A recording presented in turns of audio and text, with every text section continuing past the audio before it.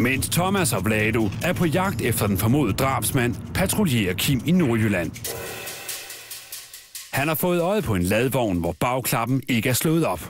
Og bagklappen den dækker så for både alt, hvad der er baglygter og så for nummerpladen. Om det er ren forglemmelse, eller det er bare sløseri, det ved jeg ikke. Det er i hvert fald ikke til, at der kører rundt sådan.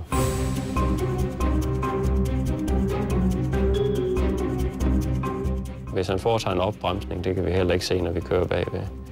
Så det duer ikke. Det er færdspolitiet. Det der, det er lidt noget sjusk. Ja, det er jo det, du lige skulle have haft gjort. Det er sgu smutte, alt. Så var der sådan set ingenting. Har du kørekort endnu? Yes. Jens, du bliver sigtet for overtrædet af færdselsloven ved ikke at have synlige baglygter og nummerplader. Giver du mig en bøde, eller noget? Ja, du får altså en lille bøde for det. Fordi jeg kan jo hverken se det ene eller det andet, og det kan andre altså heller ikke. Forhåbentlig tænker de lidt mere over det næste gang, hvis de lige har fået en bøde. Altså det her det var så en bøde på 500 kroner. Så jo, husk det en anden gang.